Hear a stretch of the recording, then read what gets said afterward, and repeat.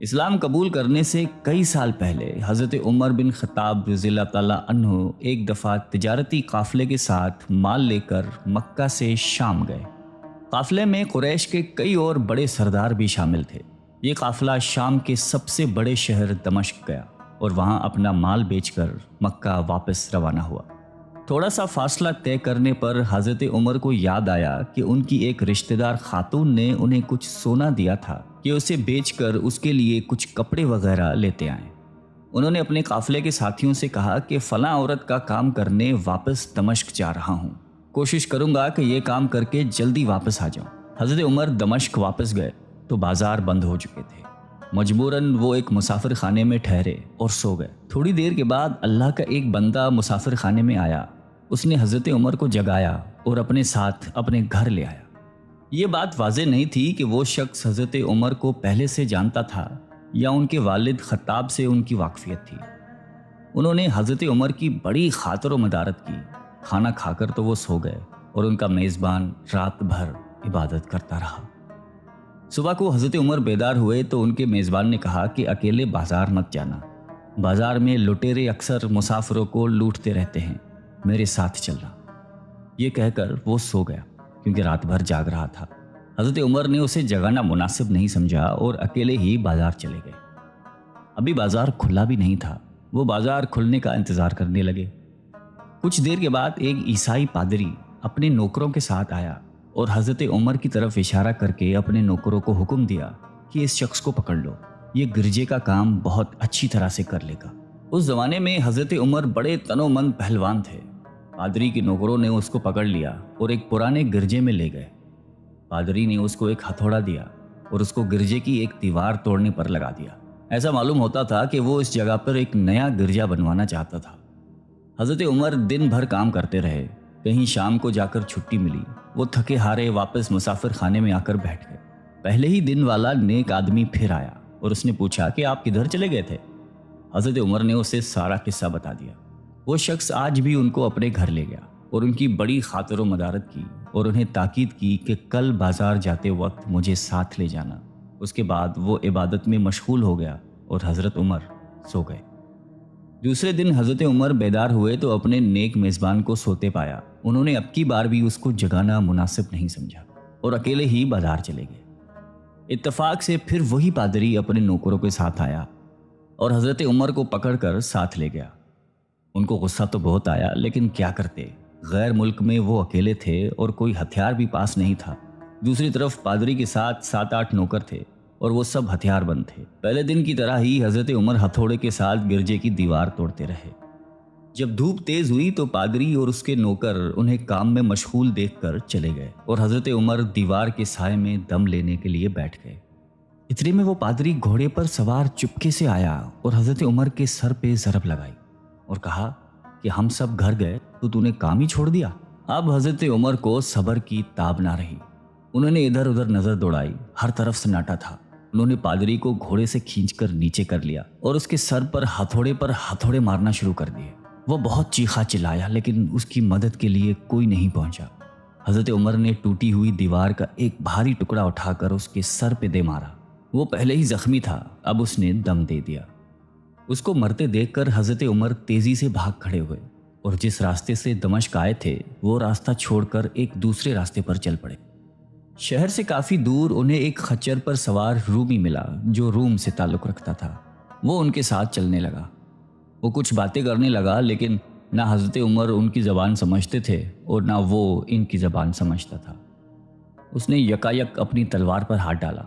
حضرت عمر سمجھ گئے کہ وہ ان پر وار کرنا چاہتا ہے۔ انہوں نے فوراً ہی خچر سے اسے کھینچ لیا اور اس سے تلوار چھین کر ایک ہی وار میں اس کا کام تمام کر دیا۔ پھر آپ خچر پہ سوار ہو کر آگے چلے۔ اس کے بعد کیا ہوا اس کا حال خود حضرت عمر نے اس طرح بیان کیا ہے کہ اس جگہ سے روانہ ہو کر میں ایک گرجے پہنچا۔ یہاں عیسائیوں کی ایک جماعت رہتی تھی۔ میں گرجے کے اندر داخل ہوا تو گرجے میں رہنے والے سب لوگ میرے ارد گرد جمع ہو گئے اور مجھ سے میرے حالات کے بارے میں پوچھنے لگے۔ پھر وہ اپنے پادری کے پاس مجھے لے گئے۔ پادری مجھے نہایت غور سے دیکھنے لگا اور اس کے بعد کہنے لگا کہ ایسا معلوم ہوتا ہے کہ تمہیں کسی چیز کا خوف ہے۔ میں نے کہا کہ تم نے کیسے اندازہ لگا لیا کہ مجھے کسی چیز کا خوف ہے؟ اس نے میرے سوال کو ٹال دیا اور کہا کہ آپ جب تک چاہیں یہاں ٹھہریں، آپ کو یہاں کسی قسم کا کوئی خطرہ نہیں، آپ ہماری حفاظت میں ہیں۔ پھر اس پادری نے مجھے اپنے گھر میں مہمان کی طرح رکھا اور میری نہایتی خاطر و مدارت کی، اور پھر پوچھا کہ آپ کون ہیں؟ میں نے اسے بتایا کہ میں مکے کا رہنے والا ہوں اور قبیلہ قریش سے تعلق رکھتا ہوں۔ تجارتی قافلے کے ساتھ شام آیا تھا۔ تجارت کا مال بیچنے کے بعد ایک ضروری کام کے لیے مجھے اپنے قافلے سے جدا ہو کر واپس دمشق جانا پڑا۔ اب میں اپنے وطن واپس جا رہا ہوں اور راستہ بھٹک کر یہاں آ نکلا ہوں۔ پادری مجھے غور سے دیکھتا رہا اور بار بار طرح طرح کے سوال کرتا رہا۔ میں نے ان کے ہاں نہایتی آرام سے رات بسر کی۔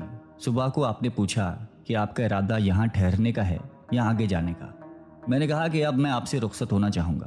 یہ سن کر پادری نے اپنا ایک شاندار گدھا جو بڑا خوبصورت اور نہایتی تیز رفتار تھا لے آیا۔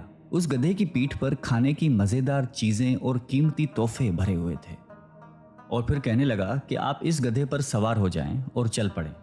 راستے میں آپ کا گزر کسی عیسائی کے مکان کے پاس سے ہوگا تو وہ آپ کو اس گدھے پر سوار دیکھ کر آپ کی بے حد تعظیم کرے گا اور آپ کی خاطر و مدارت میں کوئی کسر نہیں چھوڑے گا۔ یہ کہہ کر پادری نے میرا ہاتھ پکڑا اور تنہائی میں لے کر کہنے لگا کہ اے عمر، آپ پر میرا حق واجب ہو گیا۔ میں نے کہا بے شک۔ اس نے کہا آپ کا تعلق ایک معزز قوم سے ہے، میری آپ سے ایک غرض ہے۔ میں نے کہا کہ آپ بیان کر لیں، لیکن حیرت کی بات ہے کہ آپ جیسا بڑا آدمی مجھ جیسے پریشان حال مسافر سے کوئی غرض رکھتا ہو۔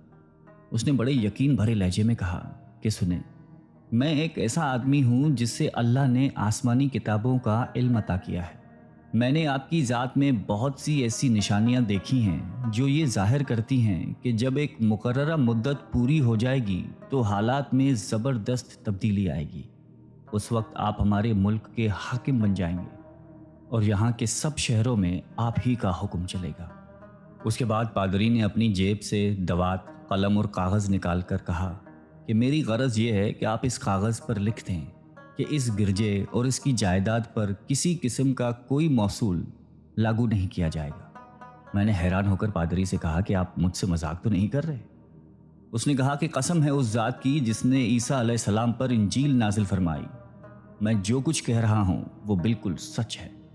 آپ مہربانی کریں اور میری درخواست قبول فرمائیں۔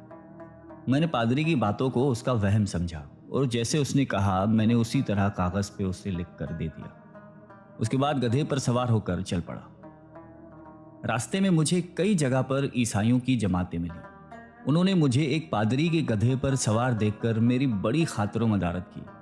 میں اس طرح جگہ جگہ عیسائیوں کا مہمان بنتا تبوک تک پہنچ گیا۔ اللہ کی شان، جس تجارتی قافلے کے ساتھ میں گیا تھا وہ کافی دیر میرا انتظار کرنے کے بعد اسی جگہ سے چل پڑا تھا جہاں میں نے اسے چھوڑا تھا، اور اب تبوک میں ایک کنویں کے قریب ڈیرا ڈالے ہوئے تھے۔ قافلے والے میرے ساتھی مجھے دیکھ کر میری طرف دوڑ پڑے اور مجھ سے مل کر بہت خوش ہوئے اور کہنے لگے کہ ابن خطاب، ہم لوگ تمہارا انتظار کرتے کرتے بالکل مایوس ہو گئے تو ہم نے اس مقام کو کوچ کر دیا جہاں سے تم واپس دمشق گئے تھے، مگر تمہارے بارے میں ہم سخت پریشان تھے۔ یہ تو بتاؤ کہ اتنے دن تم کہاں رہے؟ میں نے وہ تمام حالات بیان کیے جو مجھے پیش آئے، لیکن پادری سے جو میری گفتگو تنہائی میں ہوئی وہ بالکل ظاہر نہیں کی، کیونکہ میں پادری کی اس باتوں کو اس کا وہم سمجھتا تھا اور اس کے عقیدے کی کمزوری سمجھتا تھا۔ قریش کے ایک سردار ابو سفیان بھی اس قافلے میں شامل تھے۔ انہوں نے مجھے اس شاندار گدھے پر سوار دیکھ کر کہا، ارے تم لوگ اس نوجوان کی اقبال مندی تو دیکھو، اسے کسی ایسے میدان میں چھوڑ دیا جائے جہاں نہ پانی ہو نہ سبزہ، پھر بھی اسے رزق مل جائے گا۔ پادری نے رخصت کرتے وقت مجھ سے کہا تھا کہ جب میں اپنے ساتھیوں کے پاس پہنچ جاؤں اور گدھے کی ضرورت نہ رہے تو اس کی رسی کو مضبوطی سے باندھ کر گدھے کو اسی جگہ پر چھوڑ دو، لہٰذا میں نے ایسا ہی کیا۔ یہ دیکھ کر ابو سفیان نے کہا کہ ارے تم نے کیا کر دیا؟ گدھے کو ایسی جگہ پہ چھوڑ دیا جہاں پہ چور اچکے اور درندے اکثر گزرتے رہتے ہیں۔ میں نے کہا اس کے مالک نے مجھے ایسا ہی کرنے کی ہدایت کی تھی، وہ اس کی عادتوں سے زیادہ واقف ہے۔ اب وہ جگہ گدھے والا کنواں کے نام سے مشہور ہے۔ وہاں سے روانہ ہو کر ہمارا قافلہ مکہ پہنچا۔ میری اور پادری کے درمیان جو گفتگو ہوئی تھی وہ مجھے بھلائے نہ بھولتی تھی۔ پہلے تو کئی دن تک میں نے اسے اپنے دل میں ہی رکھا، پھر مجھ سے ضبط نہیں ہوا اور یہ راز میں نے اپنے رشتہ دار خاتون کے سامنے ظاہر کیا جس نے مجھے سونا دیا تھا۔ وہ بڑی عقل مند خاتون تھی۔ اس نے مجھ سے کہا کہ اے ابن خطاب، میں تمہارے بچپن ہی سے تم میں اچھی نشانیاں دیکھ رہی ہوں۔ جب تم بہت چھوٹے بچے تھے تو میں نے ایک دفعہ خواب میں دیکھا کہ تم لمبے ہوتے جا رہے ہو اور تمہارا قد اتنا لمبا ہو گیا ہے کہ اس نے آسمان کو چھو لیا ہے۔ یہ دیکھ کر میں نے خواب میں کہا کہ ارے یہ میرے بچے کی کیا حالت ہو گئی ہے۔ کسی نے کہا کہ یہ لڑکا دنیا اور آخرت میں بھلائی پانے والا بنے گا۔ جاہلیت کے زمانے میں اس قسم کی باتوں کا مطلب میرے سمجھ میں نہیں آتا تھا۔ مکہ میں ایک شخص اہل کتاب یعنی یہود و نصارہ میں سے تھا جو بہت گمنام تھا۔ عام لوگ تو اس سے واقف بھی نہیں تھے، لیکن قریش کے کچھ سردار اسے پہچانتے تھے اور اس کی بہت عزت کرتے تھے۔ ایک دن دوپہر کے وقت میں اس کے ہاں گیا اور اسے جا کر کہا کہ میں آپ سے چند باتیں کرنا چاہتا ہوں اور چاہتا ہوں کہ آپ ان کو اپنے دل میں راز بنا کر رکھیں اور کسی کے سامنے ظاہر نہ کریں۔ اس نے ایسا کرنے کا وعدہ کیا تو میں نے اپنے سفر کے تمام واقعات اس کے سامنے بیان کر دیے اور اپنے رشتہ دار خاتون کے خواب کا بھی ذکر کیا۔ جب میں اپنی گفتگو ختم کر چکا تو اس نے کہا کہ ابن خطاب، جس کو تم نے موصول کی معافی کا وعدہ لکھ کر دیا ہے وہ اس زمانے میں عیسائیوں کا سب سے بڑا عالم ہے۔ جو کچھ اس نے کہا وہ سب سچ ہے اور جلد ہی وہ سچ تمہارے سامنے آ جائے گا۔ جہاں تک تمہاری رشتہ دار خاتون کے خواب کا تعلق ہے تو اس سے یہ ظاہر ہوتا ہے کہ مکے میں ایک بہت بڑا انقلاب آئے گا۔ زمانہ ایک نئی صورت اختیار کرے گا اور آنے والے زمانے کے آسمان و زمین بدل جائیں گے۔ میں وہاں سے گھر چلا آیا اور اس کی ساری باتیں اپنے دل میں لیے رہا۔ تھوڑے ہی عرصے کے بعد قریش کی مجلسوں میں آپ صلی اللہ علیہ وآلہ وسلم کا ذکر ہونے لگا۔ یہ لوگ اس بات پر چڑھتے تھے کہ محمد صلی اللہ علیہ وآلہ وسلم اپنے آپ کو اللہ کا رسول کہتے ہیں، لوگوں کو بتوں کی پوجا کرنے سے منع کرتے ہیں اور ایک اللہ کو ماننے پر زور دیتے ہیں۔ جلد ہی اللہ تعالیٰ نے اسلام کو ظاہر کر دیا اور مجھے یقین ہو گیا کہ حالات وہی صورت اختیار کر رہے ہیں جس کی طرف آسمانی کتابوں کے عالم شام کے پادری نے اشارہ کیا تھا۔ نبوت کے 6 سال حضرت عمر نے اسلام قبول کر لیا اور رسول اللہ صلی اللہ علیہ وآلہ وسلم کے جان نثار ساتھی بن گئے۔ 11 ہجری میں آپ صلی اللہ علیہ وآلہ وسلم نے اس دنیا سے پردہ فرمایا تو حضرت ابو بکر مسلمانوں کے پہلے خلیفہ بنے۔ 13 ہجری میں انہوں نے وفات پائی تو حضرت عمر خلیفہ بنے۔ ان کے سفر نامے کی روایت کرنے والے راوی کا بیان ہے کہ حضرت عمر فاروق اپنے خلافت کے زمانے میں شام تشریف لے گئے تھے تو ایک بہت بوڑھا آدمی جس کے بال برف کی طرح سفید ہو چکے تھے عیسائیوں کی ایک جماعت کے ساتھ ان کی خدمت میں حاضر ہوا اور عرض کیا کہ اے امیر المومنین، کیا آپ مجھے جانتے ہیں؟ حضرت عمر نے فرمایا کہ اگر آپ شام کے فلاں نگر کے پادری ہیں تو میں آپ کو پہچانتا ہوں۔ اس نے کہا کہ جی ہاں، میں وہی پادری ہوں۔ حضرت عمر فاروق رضی اللہ تعالیٰ عنہ نے فرمایا کہ میں نے آپ سے لکھ کر جو عہد کیا تھا وہ آج بھی قائم ہے۔ اللہ تعالیٰ نے اپنے رسول صلی اللہ علیہ وآلہ وسلم کے ذریعے ہمیں عزت بخشی۔ انہوں نے ہمیں اللہ تعالیٰ کی پسندیدہ دین اسلام کی طرف دعوت دی اور ہم نے یہ قبول کی۔ آپ ہی نے مجھے ان باتوں سے آگاہ کیا تھا۔ اب آپ کو کون سی چیز اسلام سے قبول کرنے سے روکتی ہے؟ بوڑھے پادری نے حضرت عمر کی باتیں سن کر اسی وقت اپنے ساتھیوں سمیت کلمہ پڑھ کر اسلام کی دولت حاصل کر لی۔ اللہ تعالیٰ ہم سب کو قلب سلیم عطا فرمائے اور قرآن اور حدیث پہ چلنے کی توفیق عطا فرمائے۔ آمین۔